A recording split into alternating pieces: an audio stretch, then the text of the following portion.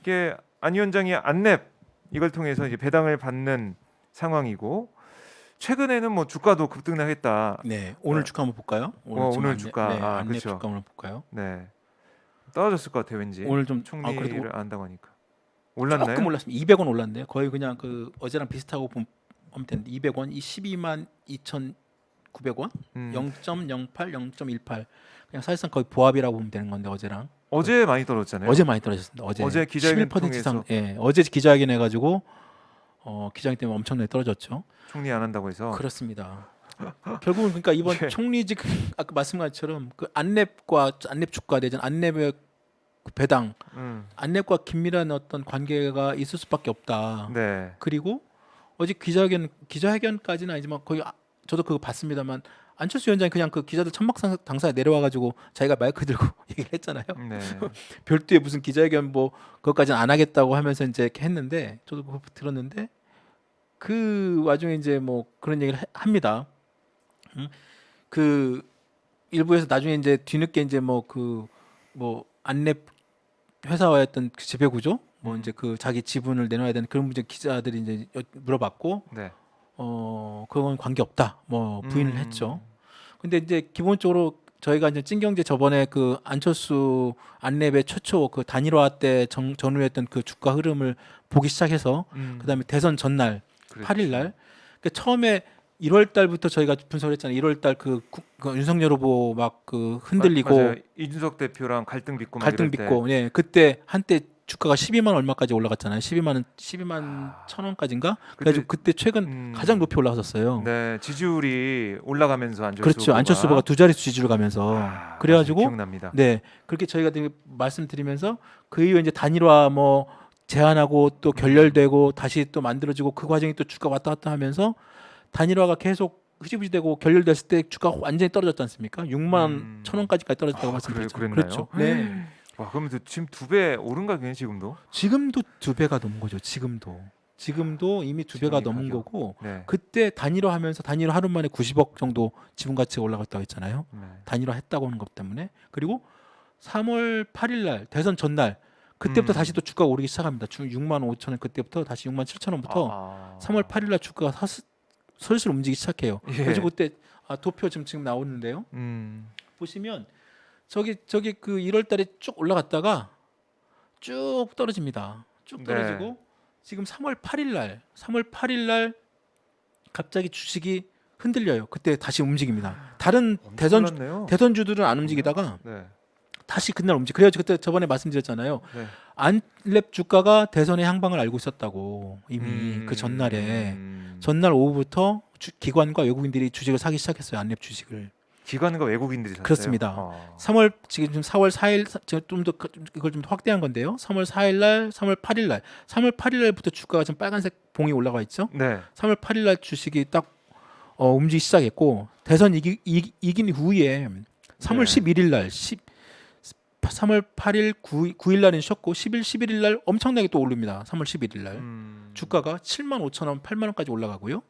그 다음에 15일까지 쭉 올라가다가 다시 20일 전후로 해서 급격하게 이제 주가가 막 폭등을 합니다. 진짜 그때 이제 폭등하네요? 개인 투자들이 우르르 들어간 거예요? 달라집니다. 우르르 왜 달라져요. 들어간 진짜. 거예요? 왜? 그때 이미 그 외국인들이 네. 조금씩 들어오다가 저 17일 이후에 18일, 20일 전후로 해서 네. 외국인들이 갑자기 엄청나게 들어옵니다. 그게 어떤 얘기냐면 그때 인수위가 꾸려졌고 안철수 위원장이 인수위원장이 되면서 인수위원장이 되는 것과 맞물립니다. 네. 3월 11일 날 그때 오른 것은 인수위원장이 될 거다라는 기대감이 올랐고 유지가다가 안철수 인수위원장 발표되면서 네. 외국인들이 집중적으로 사들이기 시작합니다. 그래요? 그래가지고 3월 20일 이후부터 갑자기 주가가 폭등 하루에는 막 그 제한폭까지 올라갑니다. 30%까지. 상한가를 기록했다는 말씀이시네요. 그렇습니다. 그래서 네. 얼마까지 올라갔냐면요. 23일 날 종가 지금 3월 23일 날 종가가 17만 5,800원까지 올라갔는데요. 네. 그날 하루에 어떤 날에는 21만 원까지 올라갑니다. 지금 저 다음 날 23일 날 보면 네. 최고가 있죠. 와, 최고가가 21만 8천 원까지 갑니다. 네. 21만 8천이면 아까 저희가 6만 7천 원이었잖아요. 3배 오른 거예요? 3배 이상 오른 겁니다. 3배 이상 오른 거죠. 아니 근데 이렇게 올라도 네. 안철수 위원장은 주식에서 가지고 있는 거잖아요. 그렇죠. 그럼 뭐 좋은 건 아니잖아요. 안철수 위원장 입장에서는 일단 이익이 나는 건 안. 자신이 그 주식을 기분이 좋은 건가? 특별하게 팔지 않는 이상 지분 가치 자체는 엄청 오르죠. 아, 자신의 그 지분 가치가. 가치는 그 당시만 따지면 네. 이 그래프는 또 어떤 거냐면 이게 네. 볼 수가 있어요. 다른 것과 상대적으로 지금 코스닥 지수가 저기 파란색이에요. 네. 코스닥 지수는 저 밑에 안 이렇게 좋았네요, 바닥으로 계속. 계속 기고 있잖아요. 네. 녹색이 그 코스닥의 소프트웨어 관련된 그 주가들 그 평균 그 기사들 그러니까 기업들 소프트웨어 관련된 기업들의 같은 주가 업종. 업종이죠. 안랩과 같은 업종. 녹색에 저렇게 움직입니다. 네. 뭐 큰 뭐 코스닥 지수는 좀 높게 올랐습니다만 비슷하게 움직여요. 근데 저 빨간색 와. 안랩만 저렇게 올라갑니다. 저렇게 작년 9월 달부터 비교해 가지고 지금 3월 22일까지 보면 1월 달에 아까 제가 말씀드렸잖아요. 다른 네. 때는 뭐 5년 단임주라고 했지만 이번에는 거의 3개월마다 저렇게 갑자기 안랩만 저렇게 움직이는 거죠. 저 사이에 그래서 저기 종목 통방 보시면 네. 막 그 개인 투자자들이 막 그 이번에 최근에 갑자기 또 주가 아까 21만 8천 원까지 갔다가 지금 오늘 12만 원이잖아요. 아, 그러면은 거의 고점에 사신 분들이 그럼요. 있을 수밖에 없네요. 있죠. 아. 그 개인 투자 그때 안랩 계속 갈 거다. 내지는 네, 이제 네. 총리 된다. 예, 네. 네. 그러면서 이제 또 개인들이 엄청나게 지금 그 외국인과 기관이 산다고는 그 네. 신호를 보고 들어왔어요. 그러면서 그렇군요. 예, 지금 다시 또 사실상 그 상투를 잡으신 개인 투자자들 입장에서 보면 엄청난 손실을 입으신 거고 또 반대로 아까 그 외국인들 있잖아요. JP 모건이라는 그 아주 미국의 그 대형 그 다 들어봤죠. 예, 네. 들어볼 만한 그런 그 친구들이 단타로 들어왔어. 단타로 세상에 그 외국인이 단타로. 아. 그 아까 17일 사이에 들어왔다가 네. 팔고 나갑니다. 한 5% 정도를. 그러면 시세 차익만 100억 넘게 에? 추리고 나갑니다. 그리고 또 다른 외국인은 아예 또 여전히 갖고 있어요. 지금 그래서 네. 지배구조 약간 변화가 생겼어요. 그래요. 안랩에. 네. 아까는 안철수 일대 개인 최대 주주, 그다음에 회사 자사주 안랩, 그다음 동그라미 재단 이 3개 네. 삼각 동맹이 거의 사실상 그 안랩의 과반 이상의 그러니까 안정된 지배 구조를 딱 갖고 있었잖아요. 네. 이번에 외국인들이 갑자기 확 들어오면서 2대 주주가 네. 미국의 펀드 보안 관련 펀드를 투자하는 네. 펀드가 그래요. 2대 주주가 됐습니다. 지금 현재. 그렇게까지 바뀌어 버렸네요, 완전히. 네. 야. 그래서 이제 안랩의 이 주가 흐름만 보면 어떤 일이 일어났고 벌어지고 있는지는 다 알 수가 있는데 이 안랩이 그만큼 중요하다. 안철수 위원장의 행보에 있어서는 중요한 부분이다. 이렇게 보시는 거죠, 그러면? 그렇습니다. 그렇고요. 네. 그리고 또 안랩에 대한 안철수 위원장의 어떤 그 뭐라고 해야 되나 애정 당연히 자기가 창업자니까 창업자이기도 하고 그다음에 그 부분은 많은 사람들이 다 인정을 하고 있죠. 그리고 안철수 위원장 스스로도 그걸 또 알고 있고 얘기하고 있고. 네. 그래서 이번에 그 총리직을 고사한 정말 이유가 정말 안철수 위원장 어제 기자회견 하면서 얘기했잖아요. 자기가 차기 정부의 출범에 맞춰서 큰 부담을 덜어드리고 안정적인 출범을 위해서 자기가 고사했다라고 네. 이제 발표는 했지만 정말 그럴까? 왜냐하면 이번에 총리직은 안철수 위원장이 자기 한다고 했으면 아마 거기에 대해서 윤석열 당선인이 하지 마세요라고 못했을 거라는 게 기본적인 어떤 그 정치권 내지는 국민의힘 내지는 그 인식이었거든요. 약속을 했으니까 그렇죠. 공동정부 하기로. 공동정부를 하기로 했고 그래서 많은 사람들이 기대도 하고 있었죠. 그리고 책임 또 총리로. 안 위원장 스스로가 그때 얘기를 했잖아요. 자기는 이제 당선된 이후에 행정 경험이 없어서 네네. 행정 경험을 좀 해보겠다라고 맞아요. 얘기를 했어요. 그래서 사람들이 더 오히려 그 개인 투자들도 해가지고 그러면 이제 안철수 위원장이 윤선이 끝나고 총리로 가는구나. 내지는 뭐 과기정통부 내지는 뭐 부총리 뭐 네. 그쪽 과학기술 내각으로 들어가는구나. 그렇게 생각을 했었는데 네. 아닌 거죠. 이번에도 역시 철수도 하신 거죠. 철수를 또 결국에는 하게 됐는데 네.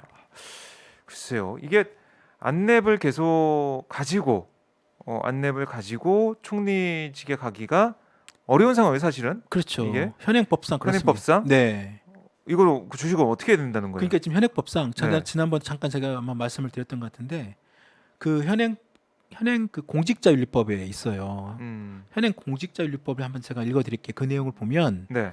재산 공개 대상자, 그 재산 공개 대상자는 게 보통 일반적으로 여기서는 대통령, 국무총리, 장관, 뭐 국회의원 포함해서 정무직 공무원, 국가 고위 공무원, 네. 뭐 지방자치단체였던 정무직 공무원, 그리고 경제부처에서는 기획재정부하고 금융위원회 있잖아요. 이 두 개 부처의 4급 이상 공무원들 같은 경우에는 이 사람들은 본인이나 배우자가 이해관계자 보유 주식 총 금액이 3천만 원 네. 이상 넘을 경우에는 2달 내에 그 주식을 처분을 해야 됩니다. 주식을 처분하거나 아니면 백지 신탁을 맡겨야 주식을 백지 신탁을 맡겨야 됩니다. 백지 신탁. 네. 이거 그리고- 어떤 건가요? 백지 신탁을? 그러니까 이제 한다는 건? 말 그대로 이제 그 내가 갖고 있는 주식을 이게 지금 안철수 저희들이 만약에 주식 갖고 있는 내용 뭐 일반적인 사람들이 주식 갖고 있으면 그냥 팔면 돼요. 그리고 여기도 안철수 후보가 안철수 위원장이 갖고 있는 186만 주 자기 개인이 그냥 팔면 돼요. 시장에다가 2달 안에 186만 주. 그러니까 2달 안에 주식 열리잖아요. 주식장이 열리면 그냥 하루에 뭐 너무 많은 주식 물량을 혼자 못 팔잖아요. 이걸 네. 어떻게 개인이 팔겠어요? 팔 수도 없고 뭐 자기가 뭐 컴퓨터 들어가서 팔 수 있는 것도 아니고 그러니까 보통 증권회사나 은행에 맡깁니다. 이걸 팔아주세요. 신탁 맡기는 거죠. 자기 주식을. 그리고 정부에 신고를 해요. 아 내가 어떤 증권사 예를 들어서 뭐 농협 아니면 뭐 우리은행 거기다가 내가 주식을 맡겼어요. 네. 그리고 걔네들은 안철수 주식을 받아가지고 2달 안에 무조건 팝니다. 가장 높은 뭐 가격을 쳐서 받을 수 있는 수준에 맞춰가지고. 알아서 판다. 네. 네. 이게 팔게 되면 186만 주 왔다가 뭐 어떤 식으로든 팔아야 되는 거죠.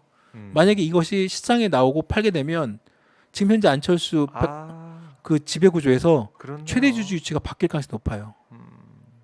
지금 외국계, 미국계 지금 그러니까 2대 주자라고 돼 있잖아요.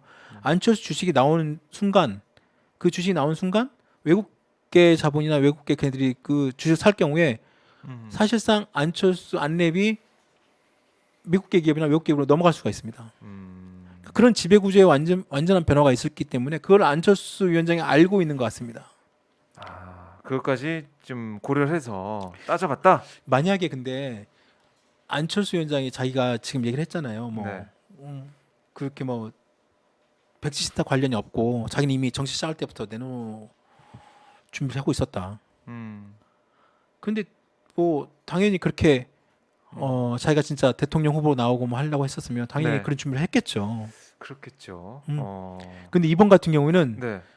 이렇게 외국인들이 갑자기 지금 한 며칠 사이에 3월 10, 본격적으로 네, 막 15일 샀어요. 사이로 한 일주일 사이 이렇게 많은 주식을 사서 들어올지를 아마 몰랐었던 것 같아요. 준비가 안 됐던 것 같아요. 그리고 이걸 만약에 팔게 된다면 백지 신탁은 팔리는 거잖아요. 그렇죠. 그렇다면 배당금도 못 받잖아요, 이제 앞으로. 못 받죠. 맞아요. 그런 것도 있고. 한 달에 그러니까 1년 한 20억 내지 한 15억 정도 이상 내지는 이제 계속 배당금을 올리게 되면 그 이상의 네. 돈을 못 받게 되는 거죠. 대신에 그 주식을 팔게 되면 그 주식 판매 매각 대금은 받겠죠. 매각 대금이 있으니까 그렇죠. 돈은 받을 수 있다. 매각 대금 뭐 그 금액이 뭐 많으면 뭐 몇천억 될 수도 있고 물론 그것도 또 세금 내면 또 많이 이제 빠지겠지만 네. 매각 대금에 돈을 받을 수 있겠죠. 근데 계속 주식을 갖고 있어서 그 회사를 계속 가져가지고 그 주식 지분 가치를 계속 높이고 그 재산 가치를 높이는 것과 아니면 그냥 말 그대로 내 주식 그냥 처분하고 그냥 돈 현금 쥐고 빠지느냐 그건 다른 문제죠. 그렇게 고민을 했던 거죠. 근데 그거 어쨌든 이 기자들과의 질의응답에서는 그게 이유라고는 얘기는 안 했는데